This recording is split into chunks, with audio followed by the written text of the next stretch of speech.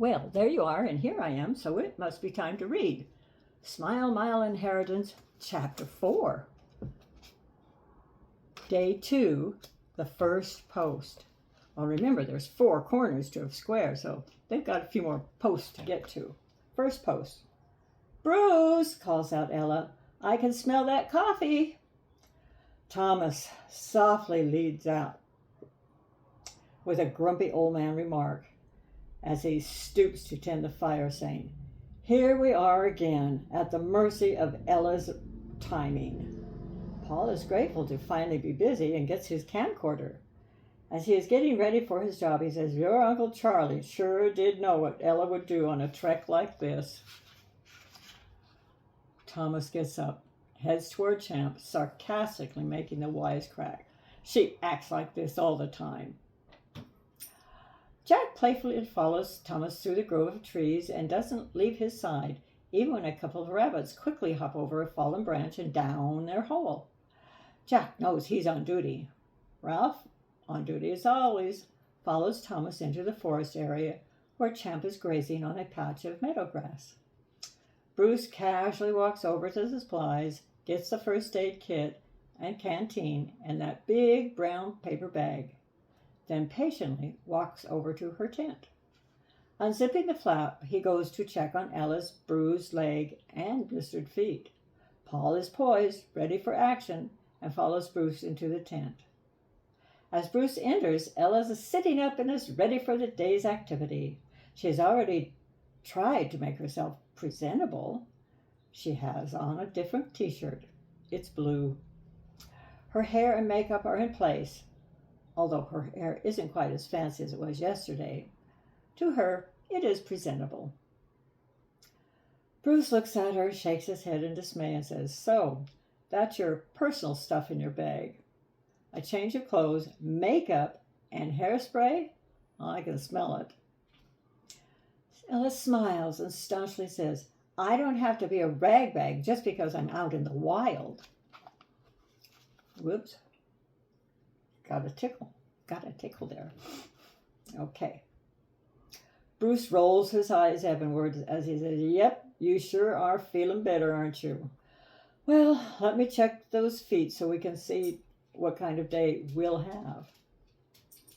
Ella gracefully gets up and dances her way across the tent floor in her stocking feet, posing for the camera along the way, and announcing, says, See, Maria's miracle stuff works. Bruce patiently says, Okay, just sit down so I can check out the damage.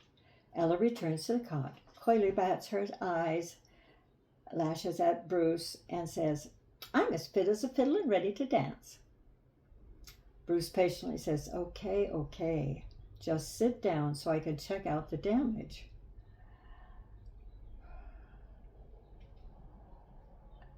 As she sits down, he seriously says to Ella, Yes, Ella, I can see that. I just need to check how long that will last.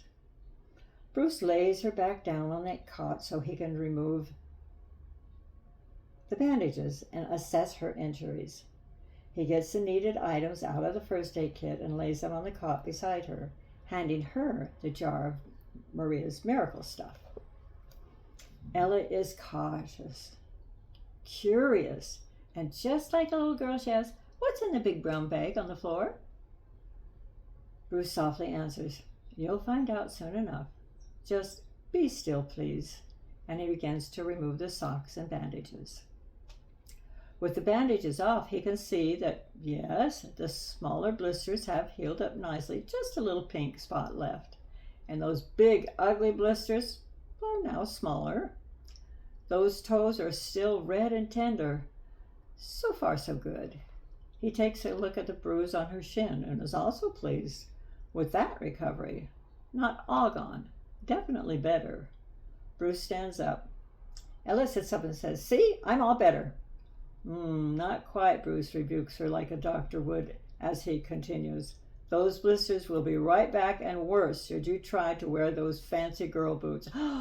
Ella stammers, but... No buts, Bruce cuts in, seriously saying, This is health for you and safety for the whole group. He walks over, gets that big brown bag and says, "You will wear these." And he pulls out of the bag the hiking boots that Charlie had gotten for her. Ella starts to get ruffled. Bruce is quick to stop her in her tracks and lets her know, "You have no choice. You put this whole trek at risk yesterday with your choice of boots. Now you will obey."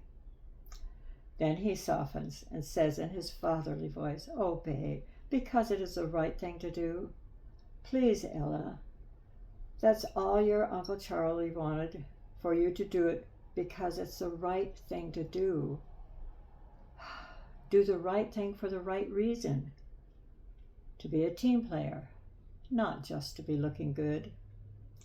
Ella slumps over in the cot and softly cries into the little pillow. Bruce braces for her onslaught of tears and trauma. Tantrum.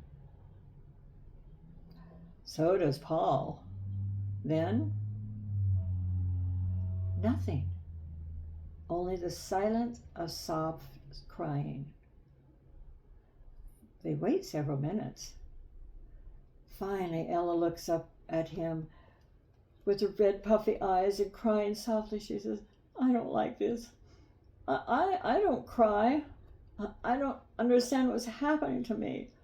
I don't know what I'm feeling. Bruce, help me, please."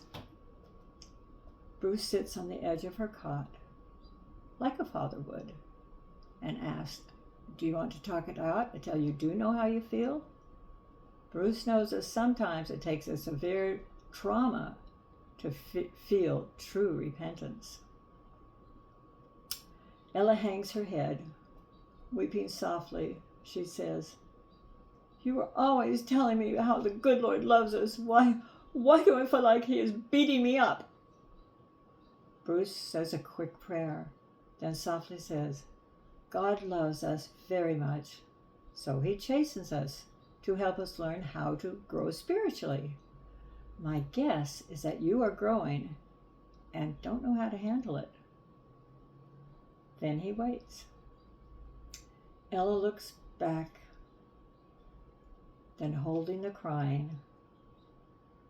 Then she looks at him and admits, "Well, I guess I do know, yet I've never felt it so strong. Ralph said hard things need to be talked out. This is hard for me."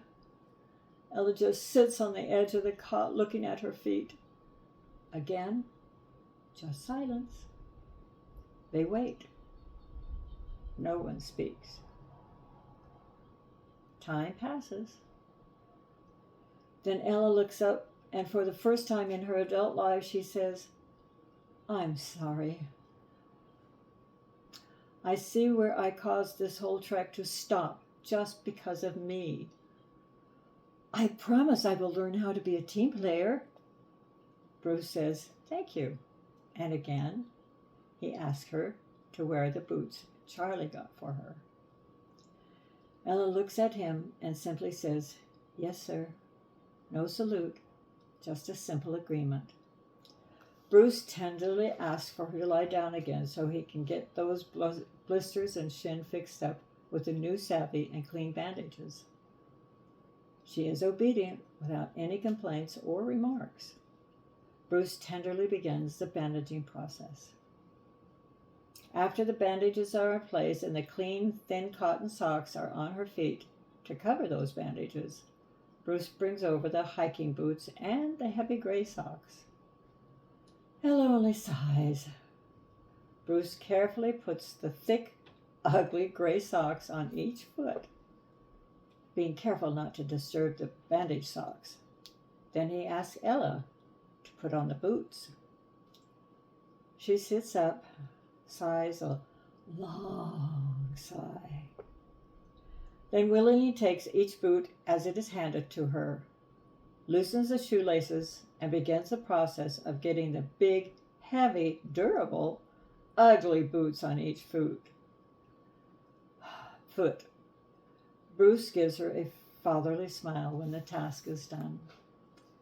Then he quietly, in a fatherly manner, says, I believe your hat needed help too. I noticed yesterday how often it blew off in the wind. And, well, perhaps I could use the ribbon on that hat to secure it better so it would stay on your head.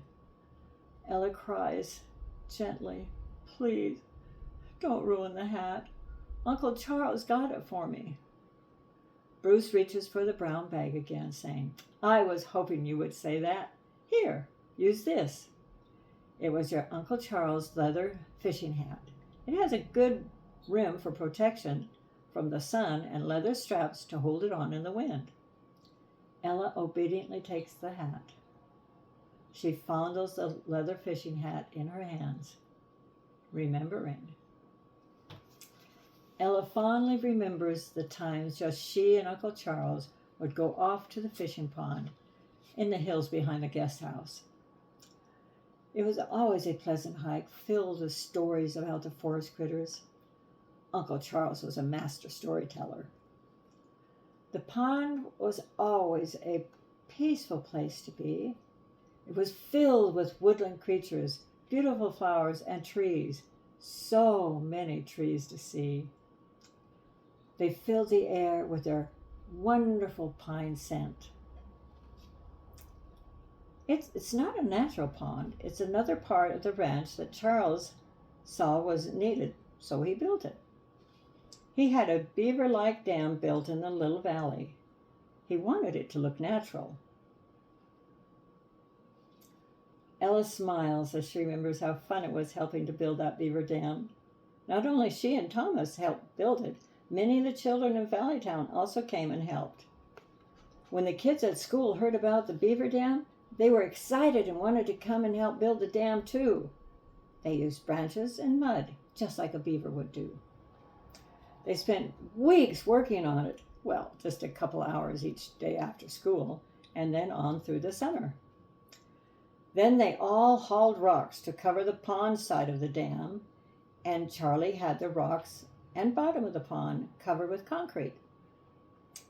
Drilling the well for the water to fill it and building the little shed with the recycle pump for the waterfall, that was for the men to do. Stocking the pond with fish, that was something she, Thomas, and all the children helped to do. That's why any child is always welcome to come to the old fishing hole. Fishing in the summer, ice skating in the winter. Good memories come flooding into Ella's heart.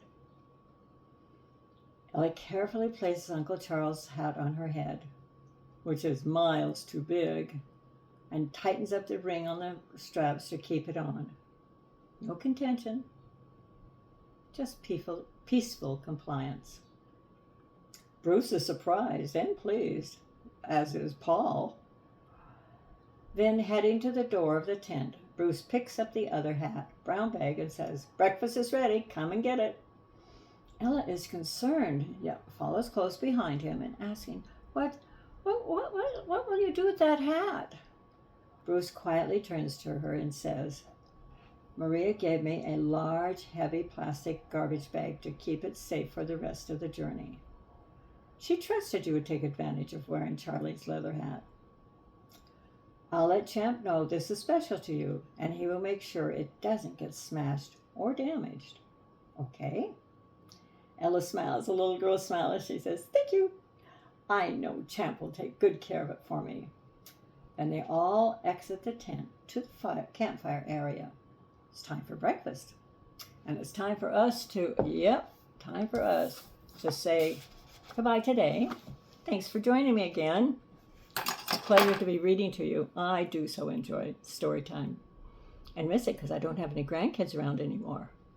Well, you go forth and have a wonderful day as you're striving to do what Jesus would do for your family and, yes, friends and all those around you. Taking care to go forth with gentleness, kindness, and love for all those around you. Well, bye-bye now. Love hugs from Grama Jean.